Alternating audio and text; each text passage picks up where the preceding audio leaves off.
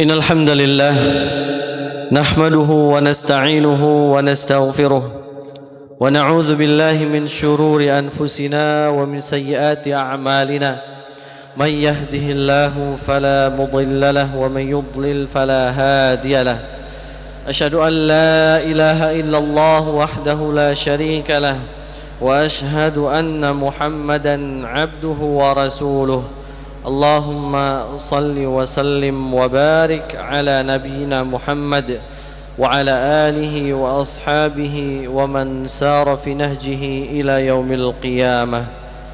أما بعد، معاشر المسلمين، أوصيكم ونفسي بتقوى الله فقد فاز من اتقى، وأن الله قال في كتابه الكريم: يا أيها الذين آمنوا اتقوا الله حق تقاته ولا تموتن إلا وأنتم مسلمون. Ma'asyiral muslimin rahimani wa rahimakumullah. Mari mengawali Jumat yang agung ini, Jumat yang penuh dengan keberkahan ini, kita senantiasa mengecek iman kita. Kita cek takwa kita. Melalui mimbar yang mulia ini, khatib mengajak untuk kita senantiasa untuk meningkatkan iman dan takwa kepada Allah Tabaraka wa Ta'ala. Karena iman, takwa merupakan bekal yang terbaik yang akan menjadikan kita diakui sebagai hamba Allah Subhanahu wa Ta'ala. Ibadallah rahimani wa rahimakumullah. Di antara prinsip Islam yang paling agung adalah Islam menegakkan keadilan dan mengharamkan kezaliman dalam bentuk apapun. Kezaliman dalam bentuk apapun dilarang dalam Islam. Allah Subhanahu wa Ta'ala berfirman: "Ala la'natullahi 'alal zalimin." Ingatlah, laknatnya Allah ditimpakan atas orang-orang yang zalim. Surat Hud ayat 18. Dalam firman yang lain, "Ma lil-zalimina min hamim wala syafi'in yuta'." Orang-orang yang zalim itu tidak mempunyai teman setia seorang pun dan tidak pula mempunyai seorang pemberi syafaat yang diterima syafaatnya. Surat Ghafir ayat 18. Dalam ayat yang lain Allah katakan, "Innahu la yuflihuz zalimun." Sesungguhnya orang-orang yang zalim itu tidak mendapatkan keberuntungan. Surat Al-An'am ayat 21. Ibadallah, dari sahabat Abu Dzar Al-Ghifari radhiyallahu anhu, Nabi sallallahu alaihi wasallam meriwayatkan dari Allah Subhanahu wa Ta'ala. Allah berfirman: "Ya ibadi, inni haramtu adh-dhulma 'ala nafsi wa ja'altuhu bainakum muharrama fala tadhalamu." Wahai hambaku, sesungguhnya aku mengharamkan kezaliman atas diriku dan aku menjadikan kezaliman itu haram pula di antara kalian, maka janganlah kalian saling menzalimi. Hadis riwayat Imam Muslim. Ma'asyiral muslimin rahimani wa rahimakumullah. Rasulullah sallallahu alaihi wasallam menjelaskan akibat yang paling mengerikan dari berbuat zalim, terkhusus kezaliman yang berkaitan dengan hak sesama manusia. Dari Abu Hurairah radhiyallahu an, Nabi sallallahu alaihi wasallam bersabda, "Atadruna mal muflis?" Atau dalam riwayat yang lain, "Atadruna manil muflis?" Tahukah kalian siapa yang disebut sebagai orang yang bangkrut, muflis? Para sahabat menjawab, "Al-muflisu fina man la dirhama lahu wala mata'."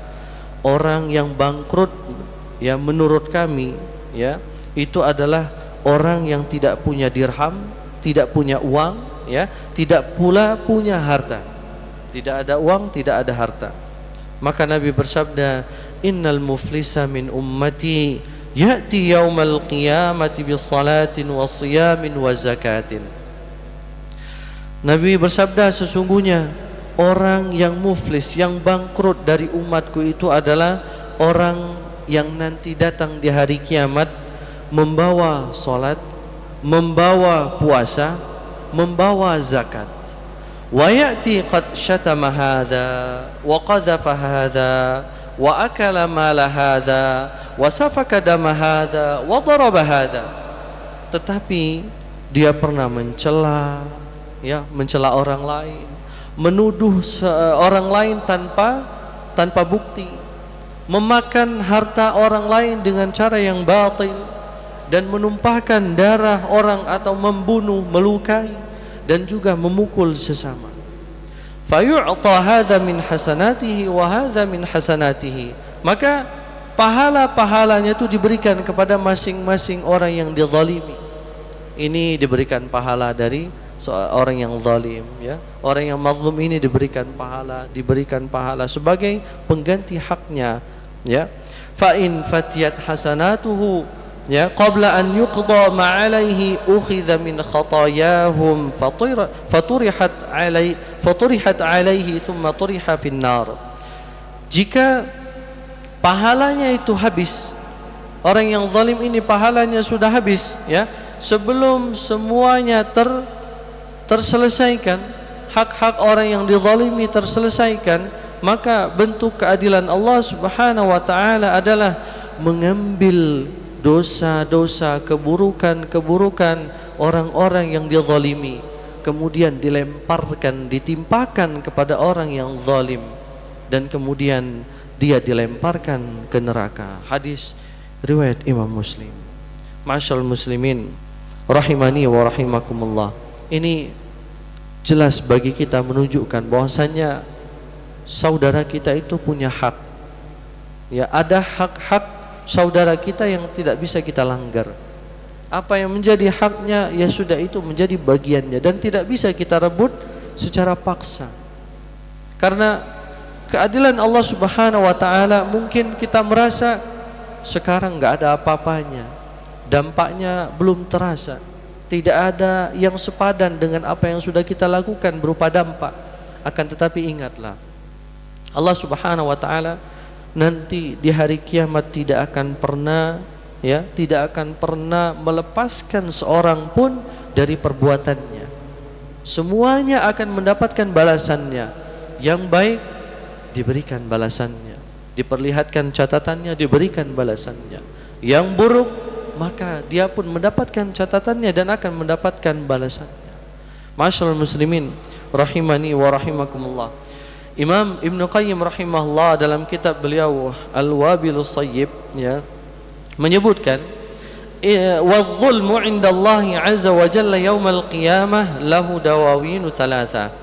Kezaliman, ya, di sisi Allah Subhanahu wa taala, ya, pada hari kiamat nanti tercatat, ya, dalam 3 buku catatan besar tentang kezaliman. Ada catatan besar.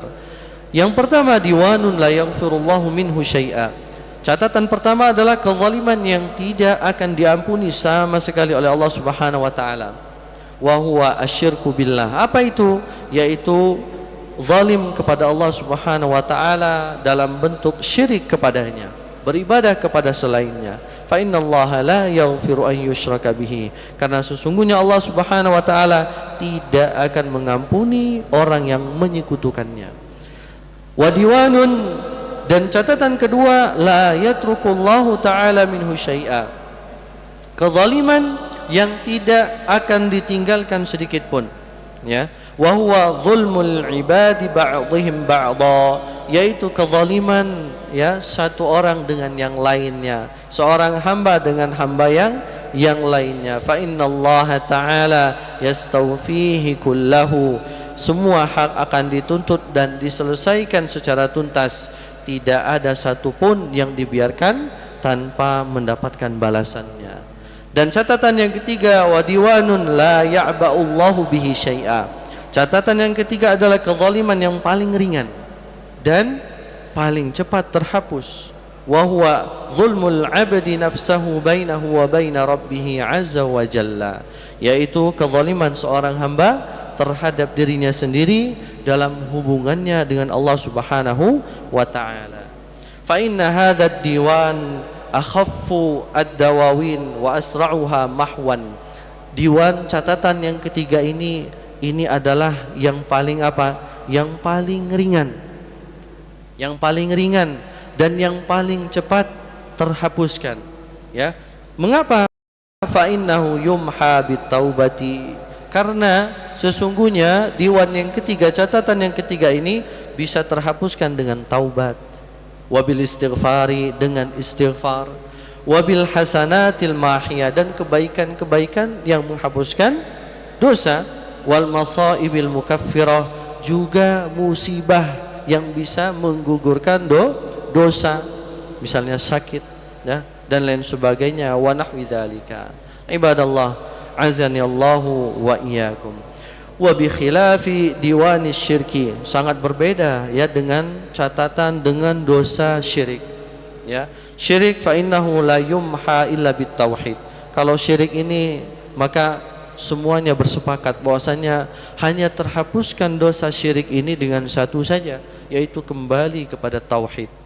Ya, kembali kepada beribadah kepada Allah Subhanahu wa taala, dan hanya menjadikan Allah satu-satunya yang berhak untuk disembah. Wa diwan al-mazalim, dan juga berbeda dengan diwan catatan kezaliman. Ya, mengapa? Fala yumha illa bil khuruji minha ila arbabiha. Kalau kezaliman tidak akan terhapuskan sampai apa? Sampai seseorang itu ya mengembalikan hak kepada pemiliknya, wastihlalihim minha, dan minta kehalalan mereka. Ibadallah, azani Allahu wa iyyakum. Di antara bentuk kezaliman yang paling berat dan paling berbahaya akibatnya yang akan diterima seorang hamba adalah ya kezaliman terhadap sesama. Ini sangat-sangat perlu kita perhatikan, ya, karena kita dikabarkan hidup kita ini umur, ya, Nabi mewanti-wanti kita bahwasanya umur umatnya ini 60 sampai 70. Ya. Ternyata kok ada yang lebih. Ya, berarti itu keberkahan, kebaikan Allah Subhanahu wa taala, fadl, keutamaan yang diberikan oleh Allah Subhanahu wa taala kepada sebagian hambanya, tidak semua. Ya. Karena apa? Pada hakikatnya ada juga yang kurang dari 60 sudah diambil oleh Allah Subhanahu wa taala. Oleh karenanya, ya, kadang orang yang berumur panjang itu merasa hidupnya sudah puas, maka merasa kematian itu jauh lebih baik. Ya, melihat anak-anaknya sudah sukses, melihat cucunya sudah tumbuh baik, soleh, dan seterusnya. Kebaikan yang dia lihat sudah mencukupkan jiwanya, hatinya untuk bertemu dengan Allah Subhanahu wa taala. Oleh karenanya, ya, alangkah baiknya di masa-masa yang kita sudah seperti itu, ya, diberikan umur yang panjang, kita mengakhirinya dengan kebaikan-kebaikan, dengan ketaatan kepada Allah Subhanahu wa taala. Ibadallah, azani Allahu wa iyyakum. Kemudian para ulama menyebutkan tentang kezaliman terhadap sesama ini. Ulama mengatakan hukukul ibadi mabniyatun 'alal musyahah la 'alal musamaha.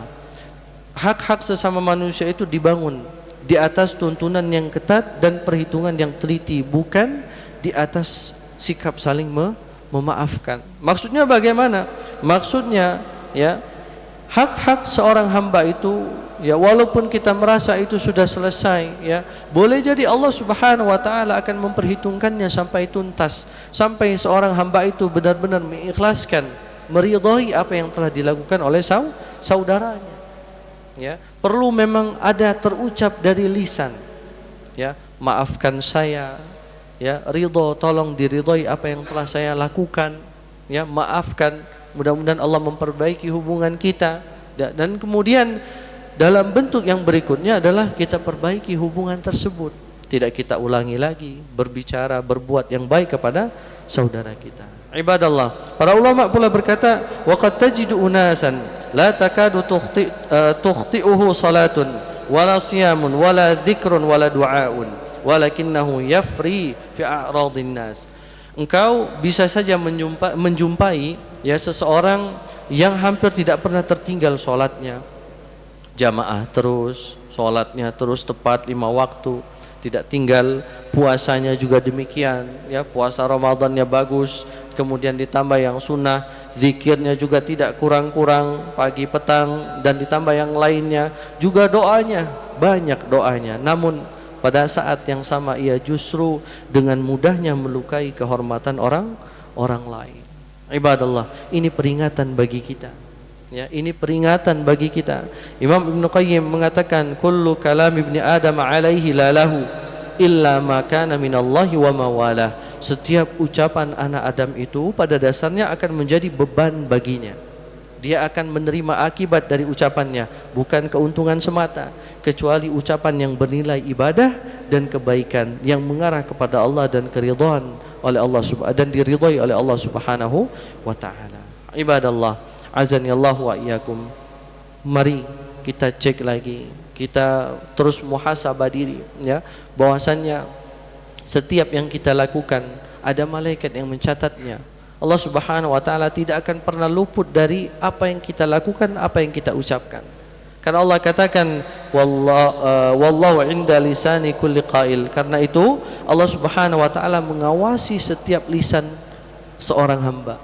Semuanya diawasi oleh Allah Subhanahu wa taala. Dan Allah katakan ma yalfidhu min qaulin illa ladaihi raqibun atid. Dan tidak ada satupun kata yang diucapkan oleh seorang hamba melainkan di sisinya ada yang malaikat yang selalu siap mencatat. Yang kita kenal malaikat raqib dan atid. Ibadallah, azani Allah wa iyyakum. Mudah-mudahan Allah Subhanahu wa taala menjaga kita, yang menjaga lisan kita, menjaga tangan kita, kaki kita, ya, dari menzalimi saudara kita, dan mudah-mudahan Allah Subhanahu wa taala menerima ibadah kita. Aqulu qouli hadza wa astaghfirullah li wa lakum fastaghfiru innahu huwal ghafurur rahim.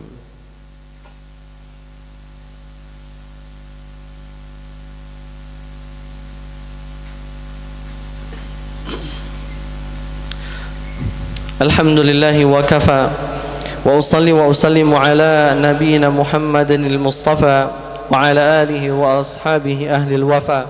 Ashhadu an la ilaha illallah wahdahu la syarika lah wa ashhadu anna Muhammadan abduhu wa rasuluhu, amma ba'd. Ma'asyiral muslimin rahimani wa rahimakumullah. Kadang kezaliman itu tidak keluar melalui pukulan tangan, ya. Kadang tidak sampai berbuat yang sifatnya melukai fisik. Namun di zaman yang sekarang ini malah justru banyak yang keluar melalui lisan, ya. Bahkan yang paling banyak mungkin kita temui sekarang adalah melalui jari jemari tangan kita, yaitu melalui media sosial. Dengan gampangnya kita mengupload status, ya, membicarakan seseorang dan lain sebagainya, yang kita anggap itu biasa-biasa saja, yang kita anggap itu sepele, yang kita anggap itu adalah bercanda. Padahal boleh jadi itu kita membuka aib saudara kita, kita melukai kehormatannya, menodai kehormatannya, dan nanti ternyata kita dimintai pertanggungjawaban untuk itu. Ibadallah, azani Allah wa iyyakum. Oleh karenanya Imam Sufyan Ats-Tsauri terkait hal yang seperti ini, beliau mengatakan, in laqita Allah ta'ala bi sab'ina dzanban fima bainaka wa bainallahi ta'ala duna syirki ahwanu alaik. Sesungguhnya, ya, jika engkau bertemu dengan Allah Ta'ala dengan 70 dosa, 70 dosa yang itu berkaitan hanya antara engkau dengan Allah Subhanahu wa Ta'ala, selain dosa syirik, maka itu masih lebih ringan ketimbang apa? Ketimbang min antalqahu bidzanbin wahidin bainaka wa bainal ibad. Ketimbang engkau berjumpa dengan Allah membawa satu dosa, yang dibawa hanya satu dosa, namun dosa ini adalah antara engkau dengan hamba Allah yang lainnya. Ternyata membawa dosa yang itu berkaitan dengan saudara kita itu berat, ya, karena akan dimintai pertanggungjawabannya, ya. Konsekuensinya adalah berat dan akan ditimbang semuanya, diberikan hak seorang hamba yang dizalimi itu. Dan apabila haknya belum terpenuhi sedangkan kebaikan az-zalim sudah habis, maka keburukannya akan dilimpahkan. Ibadallah, Imam Al-Mawardi rahimahullah mengatakan, hadhil illatul mani'a min az-zulmi la takhlu min ahadi arba'ati asya'. Faktor yang mencegah seseorang dari berbuat zalim tidak akan lepas dari salah satu 4 faktor ini. Di antaranya adalah imma aqlun zajir yaitu akal sehat yang menegur, yang mengendalikan. Atau yang kedua, audinun haziz, agama yang membatasi dan yang menahan. Yang ketiga, au sultanun radi', yaitu kekuasaan yang memberikan efek jerah. Atau yang kelima, ajzun saddun, ketidakmampuan diri untuk melakukan perbuatan zalim. Maka kata beliau Imam Al-Mawardi, tidak akan engkau temui yang kelima. Hanya 4 ini saja yang mencegah seseorang dari perbuatan zalim. Paling tidak kita punya 2. Ya, atau ada yang punya 3, yaitu kita punya akal sehat yang bisa kita gunakan untuk berfikir, dan juga kita punya agama yang membatasi hak seorang hamba, dan atau yang keempat, yaitu apa? Yang ketidakmampuan untuk kita berbuat zalim. Ibadallah, terakhir ini yang diajarkan oleh Rasulullah sallallahu alaihi wasallam untuk kita mencegah diri kita dari berbuat zalim. Dan ini mungkin sering kita ucapkan doa ini di penghujung salat kita, ya, dari sahabat Abu Bakar radhiyallahu an, yang beliau diajarkan langsung oleh Rasulullah sallallahu alaihi wasallam dengan sebuah doa, Allahumma inni zalamtu nafsi zulman katsira wa la yaghfiru dzunuba illa ant faghfir li maghfiratan min indik warhamni innaka antal ghafurur rahim. Ya Allah, sesungguhnya aku telah menzalimi diriku sendiri dengan kezaliman yang besar, yang banyak. Tiada yang dapat mengampuni dosa melainkan hanya Engkau semata. Faghfirli, ampunilah aku, maghfiratan min indik, dengan ampunan darimu, dan kasihanilah aku, ya, sesungguhnya Engkau Maha Pengampun lagi Maha Penyayang. Doa ini dianjurkan untuk kita baca ketika tasyahud akhir dalam salat kita. Ibadallah, azanillahu wa iyyakum. Sebelum lisan kita berbicara, sebelum anggota badan kita berbuat, ya, untuk mengirimkan pesan, untuk melakukan sesuatu, maka hendaknya kita timbang dulu. Kenapa? Karena apabila sudah keluar itu semuanya, maka kita hanya bisa menerima konsekuensinya, entah itu yang baik ataupun yang buruk. Namun selama itu masih tertahan dalam benak kita, kita masih bisa mendapatkan kebaikan. Apabila itu buruk, kita cegah, kita tidak lakukan, maka satu kebaikan bagi seseorang yang menahan dirinya dari berbuat dosa. Ibadallah, azanillahu wa iyyakum. Mudah-mudahan Allah Subhanahu wa taala merahmati kita, yang mengampuni kita dan menjadikan kita hambanya yang istiqamah. Innallaha wa malaikatahu yusalluna 'alan nabi ya ayyuhalladzina amanu sallu 'alaihi wa sallimu taslima. Allahumma salli 'ala Muhammad wa 'ala ali Muhammad kama sallaita 'ala Ibrahim wa 'ala ali Ibrahim innaka Hamidun Majid. Wa barik 'ala Muhammad wa 'ala ali Muhammad kama barakta 'ala Ibrahim wa 'ala ali Ibrahim innaka Hamidun Majid. Allahumma ighfir للمسلمين والمسلمات والمؤمنين والمؤمنات الأحياء منهم والأموات إنك سميع قريب مجيب دعوة ويا قاضي الحاجات. اللهم إنا نسألك الهدى والتقى والعفاف والغنى ونسألك حسن الخاتمة. اللهم إنا نعوذ بك من زوال نعمتك وتحول عافيتك وفجاءة نقمتك وجميع سخطك. اللهم اقسم لنا من خشيتك ما تحول به بيننا وبين معصيتك ومن طاعتك ما تبلغنا به جنتك ومن اليقين ما تهون به علينا مصائب الدنيا. اللهم متعنا بأسماعنا وأبصارنا وقواتنا ما أحييتنا واجعله الوارث منا واجعل ثأرنا على من ظلمنا وانصرنا على من عادانا ولا تجعل مصيبتنا في ديننا ولا تجعل الدنيا أكبر همنا ولا مبلغ علمنا ولا تسلط علينا من لا يرحمنا. اللهم أحسن عاقبتنا في الأمور كلها وأجرنا من خزي الدنيا وعذاب الآخرة. اللهم إنا ظلمنا أنفسنا ظلما كثيرا ولا يغفر الذنوب إلا أنت فاغفر لنا مغفرة من عندك وارحمنا إنك أنت الغفور الرحيم. ربنا آتنا في الدنيا حسنة وفي الآخرة حسنة وقنا عذاب النار والحمد لله رب العالمين. أقيم الصلاة.